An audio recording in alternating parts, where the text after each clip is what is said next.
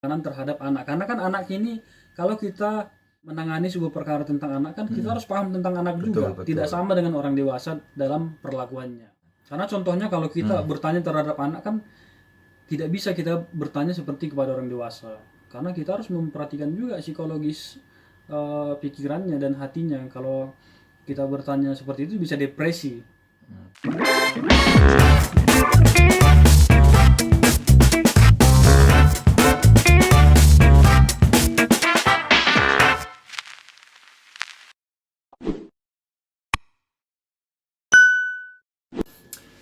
Oke teman-teman semuanya, terima kasih kalau hari ini bisa akses di channelnya Kak Puji.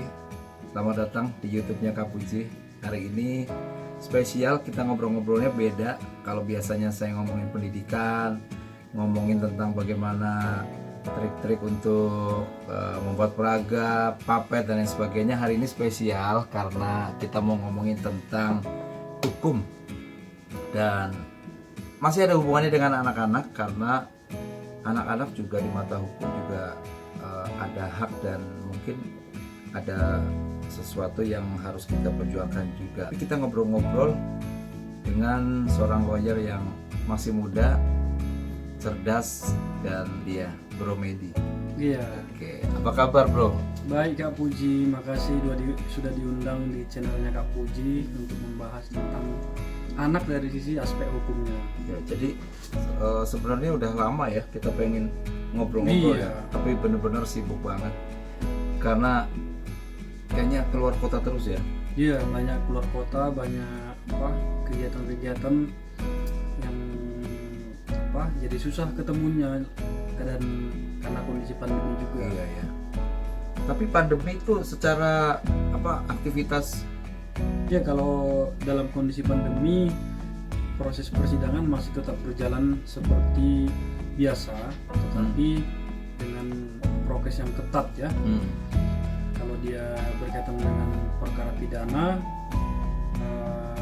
sidangnya seperti biasa, hanya saja memang seperti terdakwa berada di lapas, ditempatkan di rutan, dilakukan dengan sidang online. Online ya, virtual ya, gitu ya. Virtual.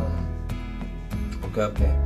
Nah, karena ini kita nih sebenarnya pengen nanya-nanya, karena ini seputar dunia anak ya. Kita ngobrolin juga tentang bagaimana sih secara hukum kepedulian terhadap anak-anak itu seperti apa?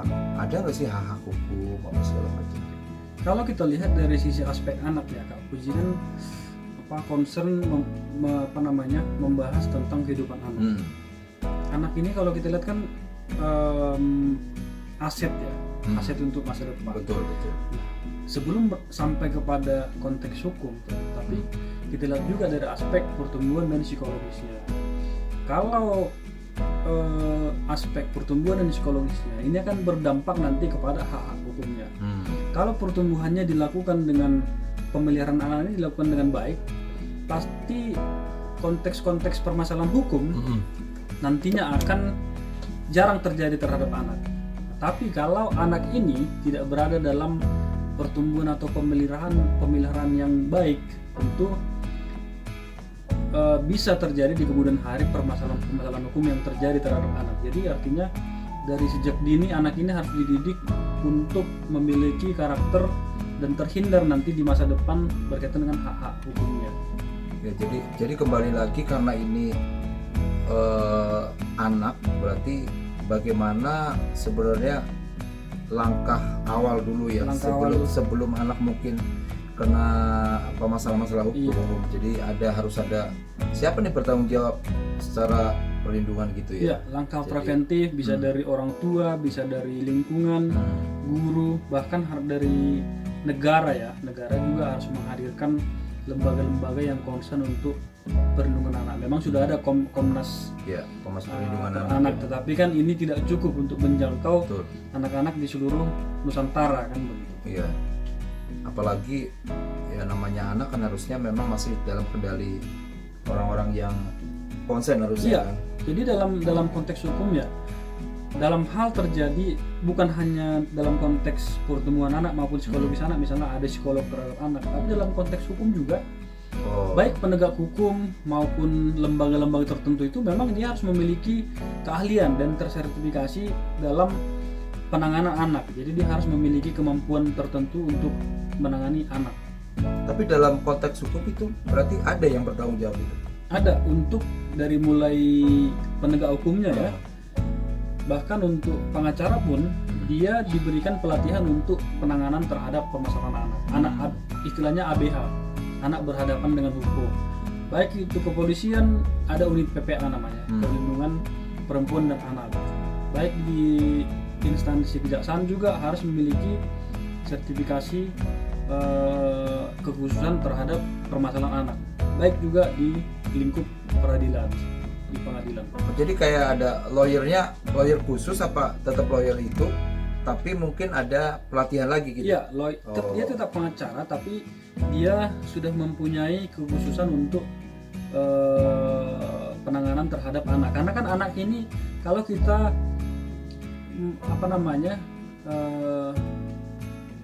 menangani sebuah perkara tentang anak kan kita harus paham tentang anak juga. Betul. Tidak sama dengan orang dewasa dalam perlakuannya.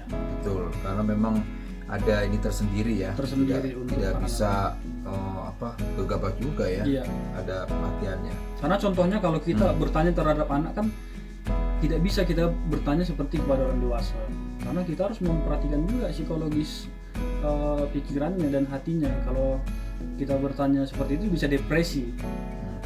Nah, kita ngomongin tentang pidana anak ya. Ya. Nah, itu ada nggak aturannya atau mungkin pasal tersendiri? Kalau terhadap anak di bawah 12 tahun, apabila melakukan suatu perbuatan pidana, itu akan dikembalikan kepada orang tua maupun kepada lembaga-lembaga tertentu yang sudah ditentukan oleh pemerintah melalui undang-undang untuk ditempatkan untuk dilakukan semacam rehabilitasi terhadap anak tersebut. Tetapi kalau anak di atas 12 tahun dia bisa dikenakan pidana apabila melakukan suatu tindak pidana. Tetapi proses penanganan maupun penjatuhan pidananya itu diatur tersendiri dalam Undang-Undang 11 tahun 2012 tentang Sistem Peradilan Pidana Anak atau yang sering disebut dengan SPPA. Apa tuh SPPA? Sistem Peradilan Pidana Anak. Jadi ada cara-cara tertentu untuk proses peradilan terhadap anak, beda dengan orang dewasa. Jadi kalau misalnya itu disebut masih tarafnya anak-anak tuh usia berapa? Anak-anak itu kan belum berusia 18 tahun. Kalau kita kaitkan dengan undang-undang SPPA, belum berusia 18. Ketika penangkapan aja anak kan bukannya harus diburumin tuh kan? Betul. Nah, kalau secara hukum tuh ya, jadi sama ya sebenarnya, baik dalam proses pidana terhadap anak maupun orang dewasa. Sebenarnya kalau dia dalam posisi tersangka, terduga, tetap sebenarnya nama, foto, wajah itu harus disamakan sebelum dia sampai kepada proses di persidangan, vonis di putusan pengadilan. Jadi tetap harus disamakan. Karena apa? Karena dia masih dalam proses hukum dan belum sebagai narapidana. Itulah gunanya kenapa ada namanya asas praduga tidak bersalah. Untuk kita boleh menduga, tapi ingat yang menjadi tersangka ini belum menjadi narapidana, belum terbukti secara sah dan meyakinkan melakukan tindak pidana sebelum adanya putusan pengadilan. ya, tapi kadang-kadang secara awam ya. Kalau kita ngomongin secara awam, kalau orang misalnya gini, ini sebutannya kan sebelum pidana berarti biasanya sebelum terdakwa Ya, tersangka gitu ya. Nah, kalau tersangka kan itu belum diputuskan kan? Belum. Nah, tetapi kadang-kala ya orang awam tuh kalau ini tersangka nih, kayaknya secara itu tuh berarti pasti. Gitu. Nah, kalau itu kan secara, kalau orang dewasa kan masih bisa ya, misalnya akan gue belum. Ya. Kalau anak-anak kan udah dalam tanda petik udah kena hukum nih, soal hukum. Nah, itu tadi makanya dalam suatu pemberitaan itu kan kita harus hati-hati juga, baik pers maupun media ya.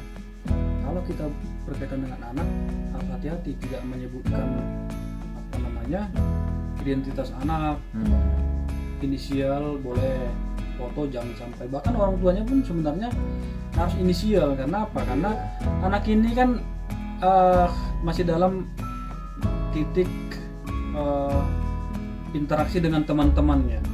Kalau sampai terjadi misalnya apa namanya bullying misalnya, oh ini anak itu lebih parah itu. ini kalau kita berbicara kehidupan sehari-hari, ini anak nakal nih, apa suka mukul-mukul temennya itu ya. Kalau kita bully kan sebenarnya sudah merusak merusak apa namanya perilakunya, merusak pikirannya. Makanya kalau terhadap anak yang diduga ya melakukan tindak pidana, penanganannya harus khusus. Dia harus ditempatkan terhadap orang-orang yang tepat. Bahkan bisa jadi juga orang tua tidak bisa memperlakukan dia sebagai anak ya, meskipun katakanlah dia sudah melakukan suatu perbuatan yang melanggar hukum. Tapi kembali lagi, anak ini kan beda ya dengan orang dewasa. Dia kan bisa saja mengikuti anjuran, disuruh melakukan suatu perbuatan yang sebenarnya di luar kendalinya. Nah, itulah makanya kalau anak melakukan tindak pidana harus ada orang-orang khusus untuk menangani anak tersebut. Agar apa?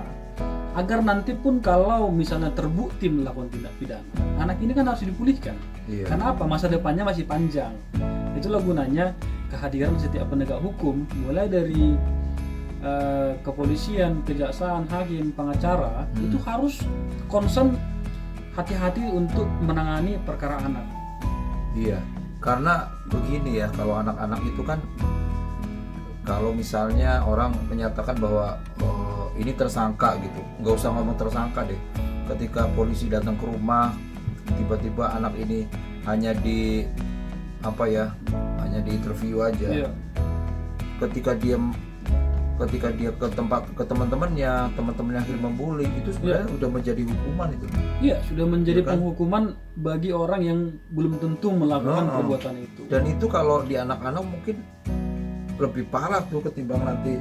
Mungkin kalau nanti misalnya dalam tanda petik ya, ternyata salah gitu kan. Iya. Dan dia akan di penanganan yang benar, mungkin lebih bagus kan, karena pasti kan ada secara psikologi ya.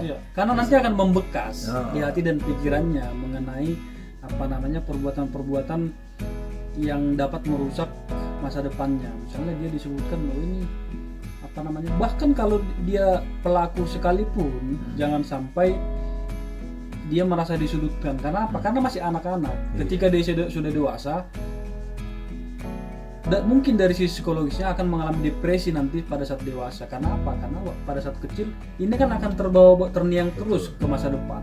Padahal perjalanannya masih panjang. Misalnya dia masih 12 tahun, dia menuju dewasa kan 18 tahun. Masih panjang. Bisa saja nanti di usia 20 tahun dia kan teringat lagi ke masa lalu. Ini kan untuk melakukan pemulihan ini mengobati kembali agar tidak terjadi trauma. Traumatis ini kan sangat berbahaya bagi anak-anak. Kalau ini terjadi akan bisa juga merusak masa depannya. Tapi kalau misalnya ada penanganan begitu, biasanya kerjasama nggak sama lembaga lain, misalnya psikiater atau psikologi itu, atau memang ini memang udah terlatih nih lawyernya? Ya, kalau dari apa namanya, dari konteks dia penanganannya memang sudah ada lembaga-lembaga tertentu yang diperlukan untuk melakukan penanganan terhadap anak. Kalau dia untuk apa namanya anak yang menjadi saksi dan korban, itu kan sudah ada lembaga yang namanya LPSK. LPSK, Lembaga Perlindungan Saksi dan Korban. Jadi kita bisa menempatkan anak di situ untuk anak sebagai saksi maupun korban untuk ditempatkan di situ dalam perlindungan LPSK. Jadi dalam perlindungan, siapa tahu kan ada ada interogasi terhadap anak tersebut, ada nyawanya terancam misalnya, kita bisa tempatkan di lembaga itu. Nah, selain itu ada juga lembaga-lembaga tertentu yang dibuat pemerintah untuk membantu aparat penegak hukum dalam proses penanganan terhadap anak. khusus ya. khusus. Ya sebenarnya secara secara perlindungan dari pemerintah sebenarnya sudah ada ya ininya ya, sudah ada. Jadi sebenarnya anak-anak tuh sudah ada sudah ada takarannya lah ya. Sudah ada takaran. Karena penanganan anak ini kan harus khusus tadi. Bahkan kalau kita tidak di samping kita berbicara tentang SPPA tadi ya, sistem peradilan pidana anak, bisa juga anak yang menjadi korban misalnya ya, anak yang menjadi korban dari orang dewasa. Itu kan penanganannya juga harus khusus. Nah ini menarik nih. Ya. Kadang-kadang kan ada misalnya karena korbannya anak-anak dikejar nih habis-habisan nih. Ini kan anak-anak korban gitu kan. Iya. Tapi ada yang begitu anak-anak yang menjadi dalam tanda petik yang pelaku, lah itu kan anak-anak nih. Nah secara hukum gimana? Nah, itu tadi kalau dia di bawah 12 tahun itu kan akan dilakukan pemulihan terhadap anak tersebut, akan ditempatkan di suatu lembaga tertentu atau dikembalikan kepada orang tua. Tapi kalau dia di atas 12 tahun, dia bisa dikenakan sanksi pidana, tapi dengan cara-cara tertentu.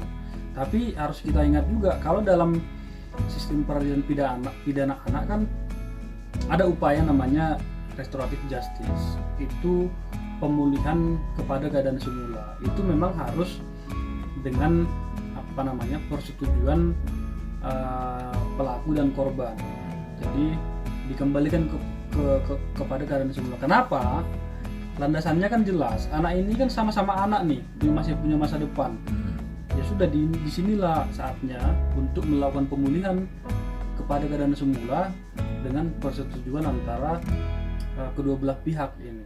Nah, nanti kalau sudah setuju, berarti kan ini sama-sama akan dikembalikan seperti semula. Nanti kedepannya ini kan berjalan seperti biasa kehidupan anak. Ya meskipun memang akan ada bekas-bekas peristiwa masa lalu yang buruk yang akan dialami. Tapi itu tadi bedanya, karena ini anak, jadi harus melihat masa depannya. Itu landasannya.